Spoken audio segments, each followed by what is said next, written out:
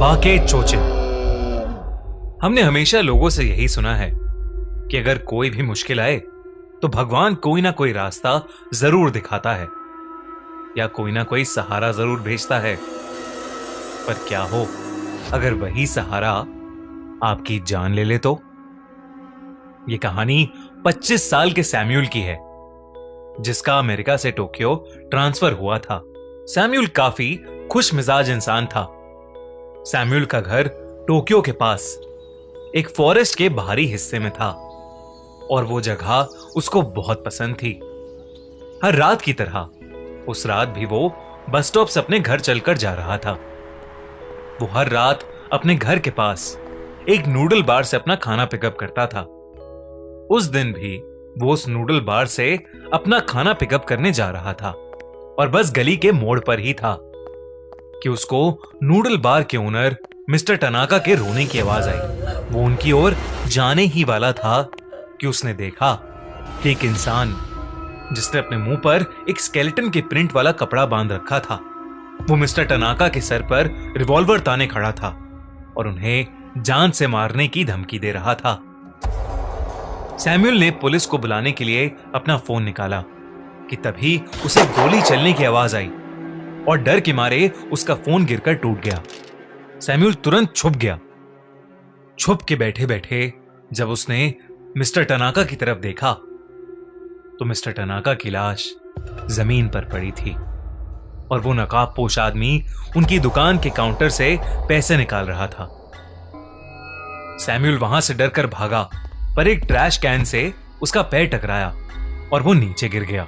उसके गिरने की आवाज से वो नकाबपोश आदमी जो अब दुकान से बाहर निकल रहा था और जिसने अब अपने मुंह का कपड़ा भी उतार दिया था, वो सैम्यूल की तरफ मुड़ा। दोनों ने एक दूसरे को देखा और वो आदमी सैम्यूल के पीछे भागने लगा। सैम्यूल ये नहीं चाहता था कि वो आदमी उसका घर देख ले, तो वो भागते भागते फॉरेस्ट के थोड़े अंदरूनी इलाके के एक टूटे हुए घर में जाकर छुप गया। जब उसने उस घर की एक टूटी हुई खिड़की से उस खूनी को अपनी तरफ आते देखा तो वो भागकर उस घर के आखिरी कमरे में जाकर छिप गया।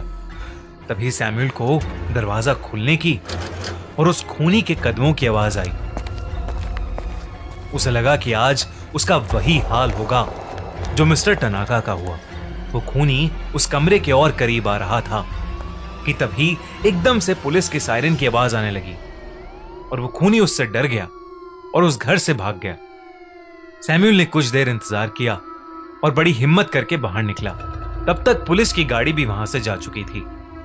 उसने अपनी जेब से माचिस का डिब्बा निकाला और उस डब्बे में पड़ी आखिरी माचिस जलाकर अंधेरे में रास्ता ढूंढने लगा। माचिस की रोशनी काफी कम थी, तो रोशनी बढ़ाने के लिए उसने पूरा माचिस का डब्बा ही जला दिया। तभी सैम्यूल को उस आखिरी कमरे में एक पुरानी सी सफेद रंग की पेपर की बनी लालटेन पड़ी हुई दिखी। सैम्यूल ने वो लालटेन उठाई और उसे जला लिया। उसके जलते ही मानो जंगल में पेड़ जोर जोर से हिलना शुरू हो गए। ऐसा लग रहा था कि बाहर कोई तूफान आया है। जंगल के अंदर से भेड़िए, हाइना और बंदर शोर मचाने लगे और अचानक से उस घर की वो खिड़की फट के टूट गई। सैम्यूल इन सब चीजों को समझने की कोशिश कर ही रहा था कि तभी सैम्यूल ने देखा कि सामने दीवार पर पड़ती हुई लैंटर्न की पीली रोशनी पर एक साया बना हुआ था। वो साया सैम्यूल का नहीं बल्कि किसी औरत का था। वो साया धीरे धीरे उसके पास आने लगा। सैम्यूल को लगा कि वो घर हॉन्टेड है।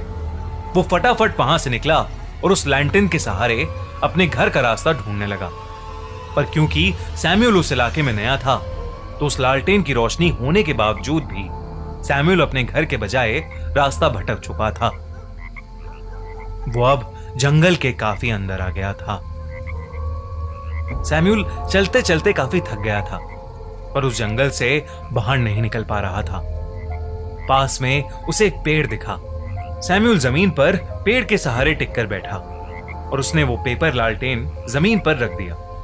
उसने अपनी आंखें बंद कर लीं, लेकिन कुछ ही पलों बाद उसे महसूस हुआ जैसे उसके पूरे शरीर को कोई जकड़ रहा है। सैम्यूल ने अपनी आंखें खोली तो देखा कि पीली रोशनी के बीच उस पेपर लैंटर्न से दो हाथ निकल रहे थे और वो सैमुअल के शरीर पर धीरे धीरे करके अपनी पकड़ जमा रहे थे। वो हाथ सड़े हुए थे और उन पर चाकुओं के कट्स के निशान भी थे। सैमुअल बस जैसे तैसे करके अपने शरीर को उन हाथों से छुड़ाने में लग गया। वो हाथ और बाहें उसको जकड़े ही जा रहे थे। तभी झटपटाते हुए सैमुअल के हाथ एक बहुत बड़ा लकड़ी का टुकड़ा लगा और सैमुअल ने उसके सहारे खुद को छुड़ाया और बिना कुछ सोचे समझे उसने जोर से उसे पेपर लैंटर्न पर मारकर बुझा दिया। फिर उसने वो पेपर लैंटर्न भी अपने पैरों से कुचल दिया, क्योंकि साफ था कि जो कुछ भी हुआ था वो उस पेपर लैंटर्न की वजह से ही हुआ था। जैसे ही उसने उस पेपर लैंटर्न को तबाह किया, पूरे जंगल में एक अजीब सी शांति और घना अंधेरा छा गया। सैमुअल को उस अंधेरे में कुछ नहीं दिख रहा था। तभी एकदम से वो पेपर लैंटर्न वापस जल पड़ी और उसकी पीली रोशनी सैमुअल की आंखों में पड़ने लगी। सैमुअल ने देखा कि उस पेपर लैंटर्न का अब एक मुंह और एक लाल रंग की नुकीली जीभ निकल आई थी। उस लैंटर्न की नुकीली जीभ सैमुअल के कुछ करने से पहले ही उसके पैरों को जकड़ चुकी थी और उस पेपर लैंटर्न के मुंह से वही दो पतले से घाव भरे हाथ निकलने शुरू हो गए। देखते ही देखते उस लैंटर्न में से एक भयानक औरत निकल के हवा में उड़ने लगी। सैमुअल उसे देखकर घबरा उठा। उस औरत के पूरे शरीर पर सड़े गले चाकुओं के घाव थे और वो गुस्से भरी नजरों से सैमुअल को देख रही थी। उस औरत की दोनों आंखों से खून निकल रहा था और उसके गहरे लंबे बालों से कई सारे कॉकरोच और कीड़े।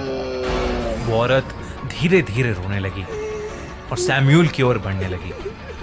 सैमुअल के चेहरे के एकदम करीब आकर वो औरत बहुत जोर से चिल्लाई और उसने सैमुअल पर हमला कर दिया। अगली सुबह दो पुलिस वाले जो मिस्टर टनाका का मर्डर इन्वेस्टिगेट कर रहे थे, फुटप्रिंट्स फॉलो करते करते जंगल के अंदर तक पहुंच गए और उन्होंने वहां पहुंच के देखा कि जमीन पर सैमुअल की लाश पड़ी हुई थी। सैमुअल के पूरे शरीर पर चाकुओं के गहरे निशान थे। उन्होंने आसपास देखा तो उन्हें वही सफेद पेपर की लैंटर्न दिखी।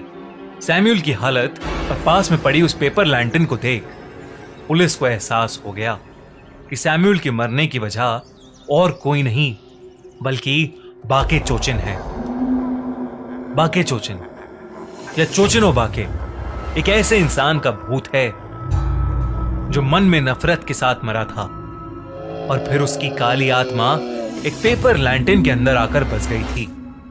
उस पेपर लैंटर्न की जबान या जीभ और कई बार दो आंखें भी होती हैं और अगर उस पेपर लैंटर्न को कोई भी जलाता है तो वो भूत उसको जिंदा नहीं छोड़ता। बाके चोचिन एक जापानीज अर्बन लेजेंड है जिसकी वजह से जापानीज लोगों में इतना डर फैल गया है कि वो कई बार पेपर लैंटर्न देखते ही कांप उठते हैं। दोस्तों, आप क्या सोचते हैं इस जापानीज अर्बन लेजेंड के बारे में? हमें कमेंट्स में जरूर बताइए।